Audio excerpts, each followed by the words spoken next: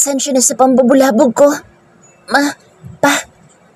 Sambit ko na makapasok sa mga kwarto nila ang mga kapatid ko. Sorry. Ano bang nangyari, nak? This oras na ng gabi. Nag-aalalang tanong ni Mama. Paano ko napahamak ka? Ano bang iniisip mong bata ka? Segunda naman ni Papa. Pero hindi ko pinansin ang mga tanong nila. Gusto ko na mga kasagutan. Gusto kong malaman mula mismo sa bibig nila ang katotohanan. Ma? Pa? Nagka-amnesia ba ako? Naaksidente po ba ako noong bata ko?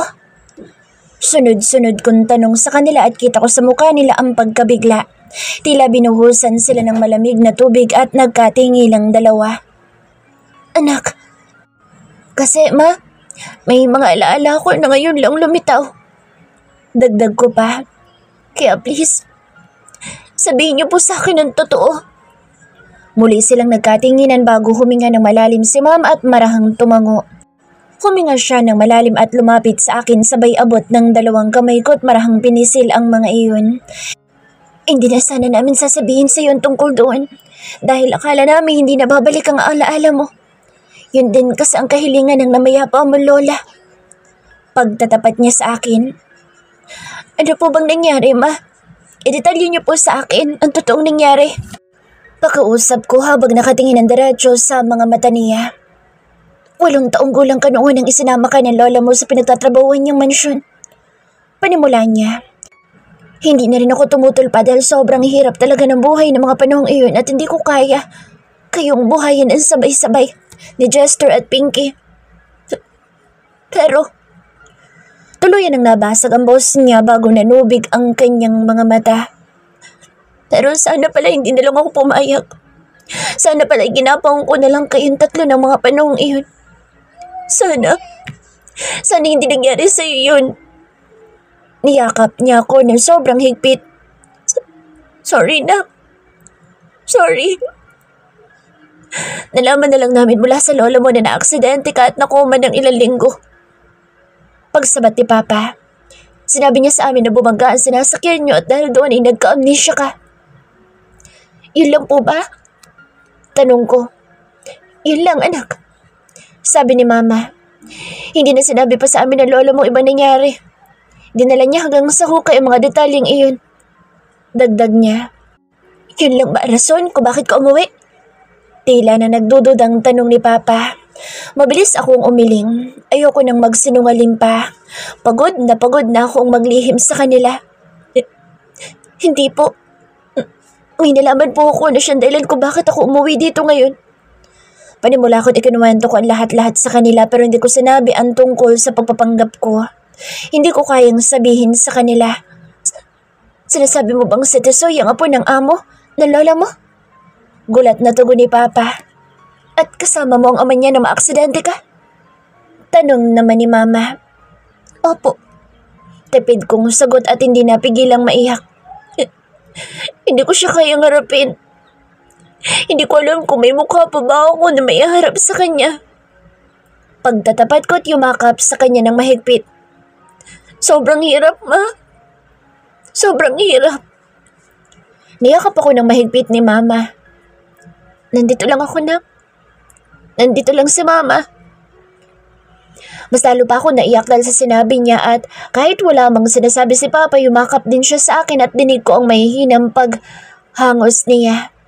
Nasa kalagitnaan kami ng pagdadrama nang makarinig kami ng pagtigil ng sasakyan sa tapat ng bahay namin. Kasunod nito ay ang sunod-sunod na pagkatok sa aming pinto.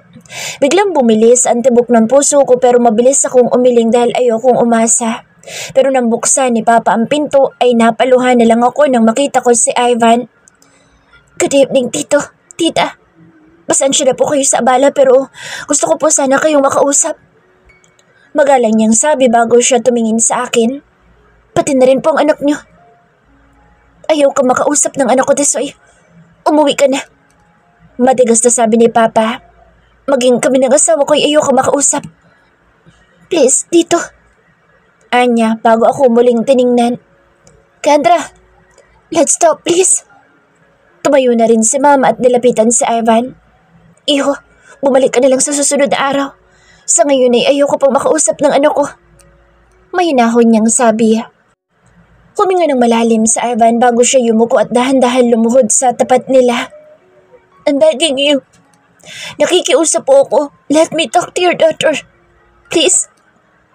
Nakagat ko ang labi ko sa sakit ng makita kong ginawa niya. Nanikip ang dibdib ko at hindi napigilan ang pag-agos ng mga luha sa aking mga mata. Please. Pagsusumamo niya bago ko tinitigan. Even just a minute, Kendra, please. Napaiyak na lang ako bago tumayo. Dali-dali ako lumapit sa kanya at pinatayo siya. Tumayo ka, Ivan. Tumayo ka. Sambit ko. Hinawakan niya ang kamay ko at niyakap ako ng mahigpit kasabay ng pagpatong niya ng baba niya sa aking balikat. Let's talk, please. Pagsusumamo niya. Please. Marahan akong tumango. Okay, let's talk. Alvin and I decided to talk in his car. Mas mabuti na iyon dahil soundproof ang kotse niya at magkakaroon din kami ng privacy. Nangako din siya sa mga magulang ko na pagkatapos ng pag-uusap namin ay sila naman ang kakausapin niya. Kendra, tawag niya sa akin pagkapasok niya ng kotse. Before anything else, I just want to apologize for all the harsh words I've said to you. Sambit niya at balungkot na tumingin sa akin. I am sorry for directing all the blame to you, when in fact the problem is me all along. Kaya sorry. Sensor niyang sabi bago siya tumingin ng diretso sa mga mata ko. I know hindi ko na mababawi mga sinabi ko sa'yo, na hindi ko na maaalis pa ang sakit na naramdaman mo dahil doon, but let me make it up to you. Marahan akong umiling sa kanya. Tipid akong umiti bago sinalubong ang mga tingin niya. I'm also at fault. May mga bagay rin akong dapat na ipagpaumanin sa'yo. Pag-ako ko. Ang dami kong kasalanan sa'yo, Ivan. Sobrang dami. Huminga ako ng malalim dahil nagsimula na namang manikip ang aking dibdib. Kaya gusto ko rin humingi ng paumanhin. No! Mabilis niyang sambit. You didn't do anything wrong, Kendra. Biktima ka lang. Anya, tinawakan ng kamay ko at marahang pinisil. I know it's too late for me to say this, but I realize you were a victim of our games. Muli akong umiling sa kanya at balungkot ng umiti. Hindi yun ang ibig ko sabihin. Mahinang sabi ko bago humugot ng malalim na hininga. I'm referring to the pain it caused you before. For taking your father's life and leaving you without a word. Hindi ko natapos sa sinasabi ko nang bigla niya akong hilahin palapit sa kanya at yakapin ng mahigpit. No, please don't blame yourself, Kendra. None of those were your fault. Bulong niya sa akin at tinigpitan pa ang pagkakayakap. He rested his chin on my shoulder and warmly wrapped his arms around me. It should be me who must apologize for not being able to do anything for you. I'm sorry for not being able to find you when you were so lost after losing your memory. I should have been by your side. Dagdag niya. But now that I found you, now that our paths have crossed again, I promise to never let you go. Kaya pakiusap, huwag mo na akong iwang muli. I can't bear losing you again, Kendra. Hindi ko kaya. Hindi ko na napigilan ang pag-init ng magkabilang sulok ng mga mata ko. Kasunod ng panunubig ng mga ito, I hugged him back and started crying out of relief and regrets. Sorry. Bulong ko at ibinaon ang mukha ko sa dibdib niya. I feel so guilty, Ivan. Nakaramdam ko kung rason kung bakit hindi naging masayang kabataan mo. Bulong ko sa kanya at mas niyakap siya ng mahigpit. I feel like I was the one who destroyed your childhood, and I'm sorry. I'm sorry for trying to run away. Dagdag ko at mas bumuhos pa ang mga luha ko. I was scared. I was so scared that I might hurt you again, that I might be the reason for you to lose another loved one. That you might lose Lolo Henry because of me. No, that's the truth. Bulong niya sa akin bago siya kumalas sa yakap. You don't know how much you made me happy when we were kids. You were the one who brought the sun in my life. You were the one who cleared the blanket of dark gray clouds in my sky, Kendra. You paved a new path for me to see the world in a brighter side. Masuyong sabi niya bago hinawakan ng magkabilang pisngi ko sabay tingin ng diretso sa akin. You taught me to be happy again. You made me cling to life more than I used to before meeting you. Dagdag niya at matamis ng ngumiti. Hindi ko napigilang mapatingin sa asul niyang mga mata. I couldn't stop my heart from melting while seeing how his eyes were filled with love and bliss while looking at me. Pero nasaktan pa rin kita sa biglaang pag-alis ko. Sabi ko bago napaiwas ng tingin. At sa totoo lang, hindi ko pa talaga naaalala ang lahat-lahat. All I ever saw were fragments of my past. Maging nararamdaman ko sa'yo ng mga bata pa tayo, hindi ko pa maalala. Pagtatapat ko sa kanya, marahan niya akong pinatingin sa kanya. None of that matters right now, Kendra. What matters most is yung nararamdaman mo ngayon. Anya, bago ako matamis na nginitian. Do you want to be with me? Do you love me? Do you still feel like fulfilling the promise we had years ago? Sunod-sunod niyang tanong. Hindi ko magawang makasagot agad. I am giving myself time to feel the comforting warmth that is gradually embracing my heart. It was a type of comfort I have never felt from him before. A comfort of safety, assurance, and home. And just from that, napagtanto ko na hindi ko kayang wala siya. That I will surely miss the comfort he gives me. I want to be with you, Ivan. Halos pabulong kong sabi kasabay ng panunubig ng mga mata ko. But this time, I am crying out of bliss because I am finally sure that he doesn't hate me, that he doesn't loathe me from every bad thing I thought I did to him. I want to be with you, just like what we promised back when we were kids. Matamis siyang umiti sa akin bago niya hinalikan ng noo ko. Then, let's be together again, Kendra. Let's fulfill our childhood promise. Bulong niya sa akin bago hinalikan ng mga luha sa magkabilang mata ko bago pa man ito gumulong pababa sa aking pisngi. I love you. I love you so much. My heart completely melted after hearing him utter the words I have been dying to hear from him. Muli ako naiyak habang nakatingin sa kanya. I wanted to respond as quickly as possible pero hindi ko magawa-gawa dahil pinapangunahan ako ng panginginig ng mga labi ko dahil sa pagpipigil na umiyak ng husto. I love you too, Ivan. Mahal na mahal kita sobra. Sagot ko't hindi ko na mapigilang mapangiti. Finally, I was able to say it. Ang gaan pala sa pakiramdam. Ang sarap. My heart is in bliss right now. Pumadaos-dos ang kamay niya sa mga palad ko at marahang pinisil ang mga ito. Let's start over again, Kendra. Let's work on our relationship again. And I promise I won't ever make you cry again in pain and suffering. Your tears will only be reserved in happiness. Masuyong sambit niya. I will make sure to make you the happiest. I promise you that. Marahan akong tumangot matamis na ngumiti. And I'll do my best to make you the happiest too. Sagot ko sa kanya. I will make it up for the years I left you. Dagdag ko bago ko binawi ang kamay ko mula sa pagkakahawak niya. I then held his cheeks and stared straight into his eyes and gave him the sweetest smile I could ever give. I promise you that. Ngumiti siya pabalik bago bumaba ang tingin sa aking mga labi. Hindi ko tuloy maiwasan na makagat ang labi ko sabay lunok ng laway. At bago pa man siya makagalaw ay inunahan ko na siya. I gently pressed my lips on his. I love you. Bulong ko sa kanya. I love you more. Tugon niya at siya naman ang umangkin sa labi ko. He kissed me passionately, letting me feel every movement of his lips. I love you so much.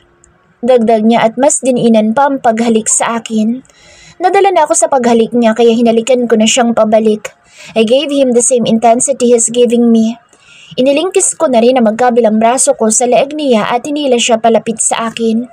Pero habang naghahalikan kami ay may naalala akong isang napakahalagang bagay na hindi ko nasabi sa kanya. Mabilis ako lumayo sa kanya. Oh, wait. Pigil ko habang marahang nagtataas baba ang balikat ko. I have something important to say. Nakaawang bibig niya nang tumingin siya sa akin. What is it? Huminga ako na malalim bago tumitig sa mga mata niya. I'm pregnant. Pagtatapat ko at nakita ko ang dahan-dahang panlalaki ng mga mata niya. What? Maran akong tumango. Yes, hindi ko alam kung kailan nagsimula pero Nag-pregnancy test ako and it turned out positive. Paliwanag ko sa kanya.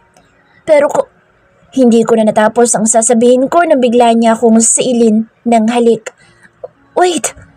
Marahan ko siyang itinulak dahil gusto ko malaman ang reaksyon niya. Say something, Ivan. Masaya ka ba na? Of course! Mabilis niyang sagot at ngumisi sa akin. Sobrang saya ko. Dagdag niya at muli akong hinalikan. It's the greatest news I've ever received my entire life. I'm gonna be a father. Kay laki ng ngising niya.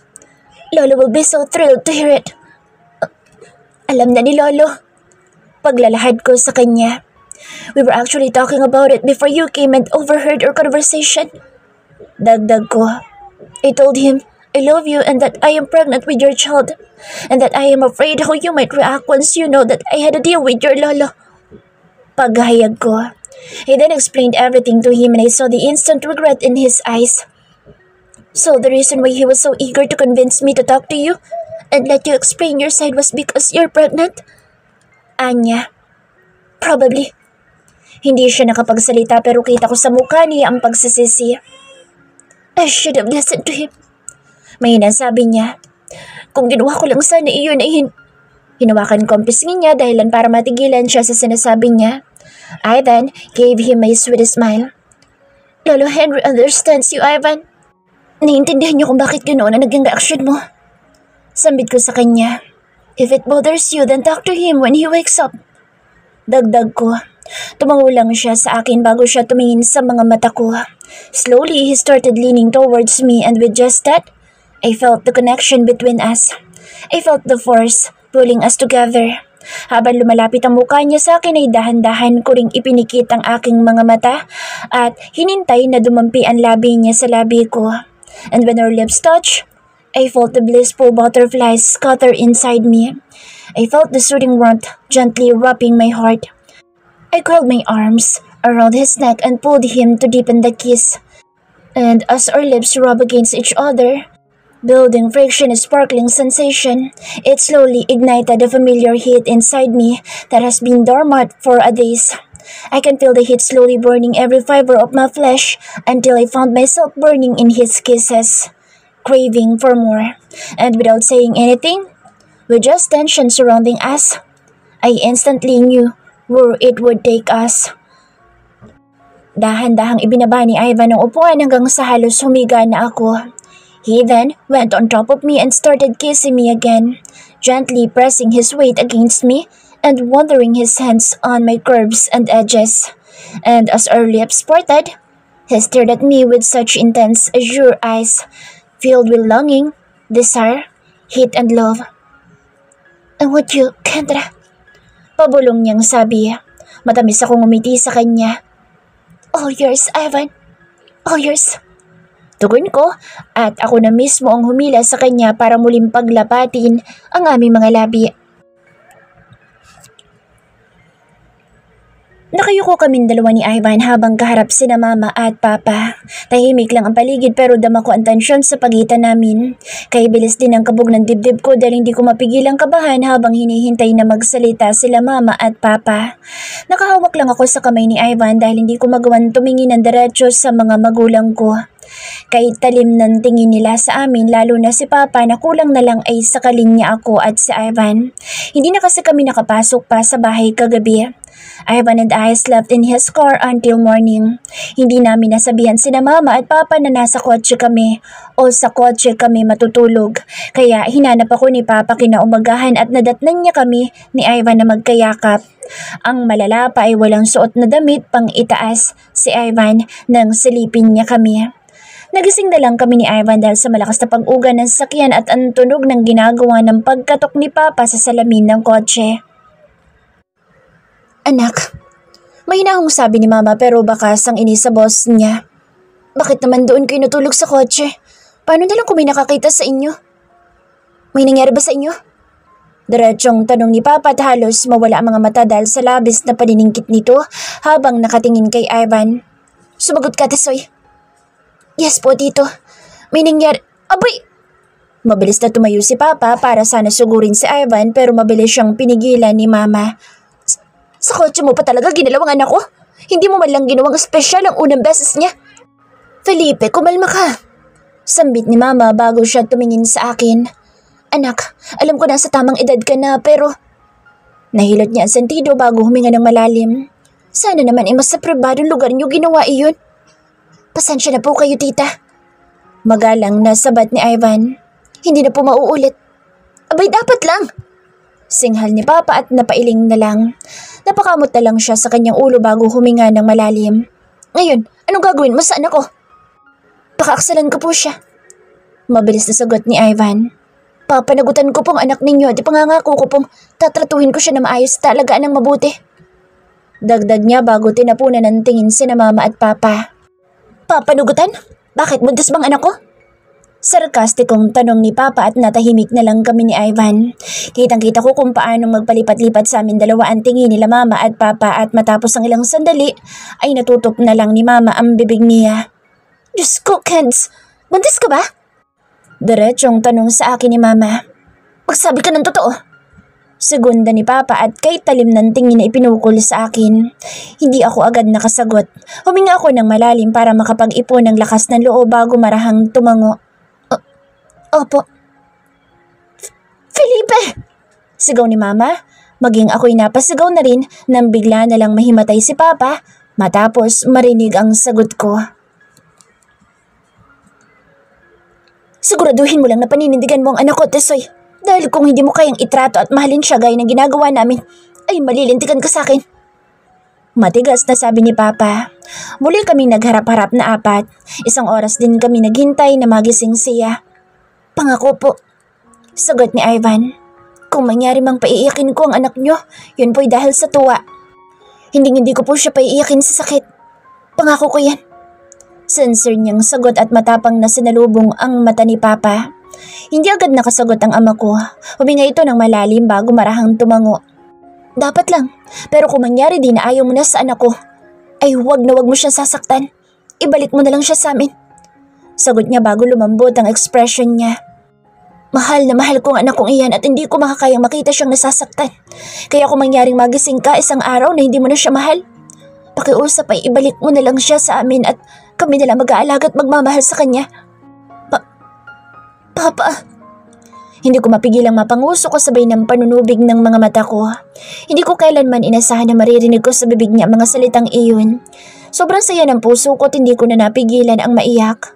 Mabilis akong tumayo at niyakap siya ng mahigpit. Salamat. Bulong ko sa kanya. Mahal na mahal ko rin kayo. Sana'y palagi mong pakakatandaan ang mga salitang iyon, Ivan. Segunda ni Mama. Yun lang ang pakiusap namin sa'yo. Makakaasa po kayo. Tugon ni Ivan at matamis na ngumiti sa aking ina. Mahal na mahal ko pong anak niyo at kailan may hindi ko siya magagawang saktan. Dapat lang. Mabilis na sabi ni Papa. 100 beses kong ibabalik sa'yo ang sakit na bibigay mo sa anak ko, Tesoy. Tandaan mo yan. Napangiti na lang ako sa mga sinabi ni Papa. Hindi man niya sabihin ang diretso ay alam kong gusto lang niyang tratuhin ako ng maayos ni Ivan. Tatandaan ko po. Anyat matamis na ngumiti sa ama ko, sabay tingin sa akin at ngumiti rin. Napangiti na rin ako dahil mukhang may permiso na kina Mama at Papa ang pagsasama namin dalawa. Ang kulang na lang ay ang legal na proseso. Nag-usap-usap pa kami pero mostly si Ivan lang ang kausap nila Mama at Papa. Napag-usapan na rin nila ang mga posibleng araw ng pamamanhikan niya sa akin. Natigil lang ang pag-uusap nila nang may tumawag kay Ivan at kinailangan niyang lumabas para sagutin ito. At nang kami na lang ang maiwan ng mga magulang ko ay nag-usap din kami. Tinanong nila ako kung sigurado na ba ako sa desisyon ko. Opo, Mama, Papa. Sagot ko't matamis na ngumiti. Wala po akong nararamdaman kahit ni katiting na pagsasisi na minahal ko sa Ivan. Sobrang saya ko po't hindi na ako makapaghintay na bumuo ng pamilya kasama siya. Basta anak, tandaan mo, hindi madali ang buhay may asawa. Paalala sa akin ni Mama. Marami mga bagay na hindi mo na magagawa. Marami kang kailangang isakripisyo. Kailangan handa ka. Kailangan matatag ang kalooban mo dahil hindi sa lahat ng pagkakataon ay masaya ang pagsasama niyo. Mahabang sabi niya bago kinuha ang kamay ko at marahang pinisil. May mga pagkakataong haharap kayo sa isang problema na susubok sa katatagan niyo at ng relasyon niyo. Kaya importante na ihanda mo ang sarili mo lalo na sa panahong may anak na kayo. Pero kung mangyari mang hindi mo na alam ang gagawin ay nandito lang ako para gabayan ka. Matamis ako napangiti sa sinabi niya at mabilis siyang niyakap pati na rin si Papa. Swerteng-swerte talaga ako sa mga magulang ko dahil kulang man sila sa pinansyal na aspeto. Sobra-sobra naman ang pagmamahal nila sa aming mga anak nila. Maya-maya pa'y bumalik na si Ivan kaya kumalas na ako sa pagkakayakap sa kanila. Tito, tita, gusto ko pa po sana kayo makausap pero kailangan ko na pong bumalik dahil may emergency po akong pupuntahan. Bugan niya kaya mabilis akong lumapit sa kanya. What happened? Pabulong kong tanong. Tungkol ba ito kay Lolo Henry? Marahan siyang tumango at tipid na ngumiti. Yes, gising na siya. Sagot niya. I need to go back to see him and talk to him. Sasama ko. Tugon ko bago nilingon ang mga magulang ko. Mama, Papa, sasama ko kay Ivan. Bakit anak? Tanong ni Mama. Na-hospital po ang lolo niya kahapon at ngayon lang nagising. Tapos hinahanap daw po kami. Paliwanag ko sa kanya. Babalik na lang po ako agad pagkatapos. Ganoon ba? O sige, mag-iingat kayo sa biyahe. Pakasabihan din ako kung okay na ang kalagayan ng lolo ni Ivan. Tugon ni Mama. At nang makausap na rin namin tungkol sa kasalang magaganap. Segunda ni Papa. Isang tango lang ang iginanti ko sa kanila sabay ngiti ng tipid at hinila ng palabas ng bahay si Ivan. Are you sure you're okay? Tanong ni Ivan kay Lolo Henry. Kita kong pagbuga ng hangin na matanda dahil mukhang nagsasawa na ito kakasagod sa apo. Kanina pa kasi paulit-ulit na tinatanong ni Ivan kung okay na ba talaga ito kahit na sinabi na ng doktor na pwede na itong lumabas bukas. Apo, I am more than okay. Anya bago tumingin sa akin at ngumiti. Iha, I didn't get the chance to apologize to you for keeping things from you. I just want you to be with my apo. Kaya ko yun nagawa. You were his happiness. Anya bago muling ngumiti. I just wanted him to be happy, like how he used to, back when you were still kids. Lumapit ako sa kanya at parang hinawakan ang kamay niya. Lolo, wala po kayong dapat na ihingi ng sorry. Sambit ko sa kanya. Sa totoo lang ay ako po ang dapat na magpasalamat sa iyo dahil sa mga ginawa mo para sa akin noong na-aksidente ako. Dagdag ko. At sa pagdala sa akin sa piling ng apo niyo. That has been my dream, Iha. Seeing my apo long for you every single day pushed me to bring you together again. Sagot niya. Lolo, sabat ni Ivan sa usapan. Nasense ko na may importante siyang sasabihin dito kaya nag-excuse muna ako at lumabas ng kwarto. Pakiramdam ko kasi magkakaroon sila ng masinsinang usapan. Sinabi kasi ni Ivan sa akin kanina habang nasa biyahe kami nahihingi siya ng kapatawaran sa lolo niya dahil sa mga nasabi niya rito. Kendra! Bumungad sa akin ang basag na boses ni Mike pagkalabas na pagkalabas ko. Katabi niya si Logan na mukhang wala pang tulog dahil ito ang nagbantay kay Lolo Henry. Yes, Mike? Tugon ko. Agad itong tumayo at lumapit sa akin. Sinipad niya ako ng tingin at umiling-iling pa. I still can't believe it na ikaw at ang babaeng palaging bukang bibig ni Ivan ay iisa. Grabe, pampelikula ang kwento niyo. Kahit ako'y hindi rin makapaniwala. Tugon ko sa kanya. But yes, I am that girl. Magsasalita pa sana siya na biglang may dumating na babaeng nakasuot ng corporate attire. Tagaktak ang pawis dito at halos magtagpo ang mga kilay. Nandito ka lang pala, Sir Mike? Inis nitong sabi sabay hablot sa kamay ng lalaki. Tara natin, nahanap ka na sa board meeting. Diyos ko, ako ang nai-stress sa'yo. Dagdag nito at pursahang hinila si Mike palayo sa amin. No, let me go. Ayoko. Pagpupumiglas nito pero wala na itong nagawa nang tangayin siya ng babae palayo. Naiwan akong tulala at hindi makapaniwala sa nakita. That was his new secretary. Sambit ni Logan. I've heard that girl was hired by Max parents to tame their son. Dagdag nito at napailing pa. Looks like he found his match. Ikaw Logan, kumusta ka? Tanong ko sa kanya at hindi na pinansin ang sinabi niya tungkol kay Mike. Me? Itinuro niya ang sarili at tipid na ngumiti. Heartbroken, but I'll manage. Don't worry. Dagdag niya at nilaparan ang ngiti. Makaka-move on din ako sa'yo in no time. Tanging pagtangulang ang nagawa ko dahil hindi ko rin naman alam ang sasabihin ko. Pero matapos ang ilang segundo ng katahimikan ay nagdesisyon na ako magsalita. Thank you, Logan. Panimula ko. Nang mapatingin siya sa akin ay nagpatuloy ako. Thank you sa lahat ng ginawa mo para sa akin, para sa amin. Hindi ko iyon makakalimutan. Umiling siya at ngumiti. To be honest, I wanted to be selfish and just keep you with me. Pero naisip ko na hindi ka sasaya sa piling ko because it's always been Ivan that makes you happy. I love you so much that I only want what's best for you. And I know Ivan is best for you, for your life and happiness. So yeah, you can say nagparaya ako. Hindi ko mapigilang malungkot sa sinabi niya. Logan was my friend too.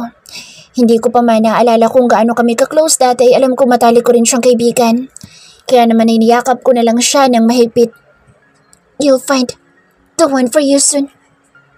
You'll soon find someone who can love you more than you deserve. Sana nga. Bulong niya't niyakap akong pabalik. And while we're at this, give me the chance to say these words that I have been holding in the past years. Anya bago hinigpitan ang yakap sa akin. I love you. Sambit niya bago kumalas sa yakap. And goodbye. Kay. Goodbye to my feelings. I'm rooting for your happiness more than anyone else. Ngumiti ako sa kanya. Thank you, Logan. Thank you. You're welcome. Tugon niya. If ever Ivan hurt you or leave you mid-air, just call me and I'll catch you. Nandito lang ako para sa'yo.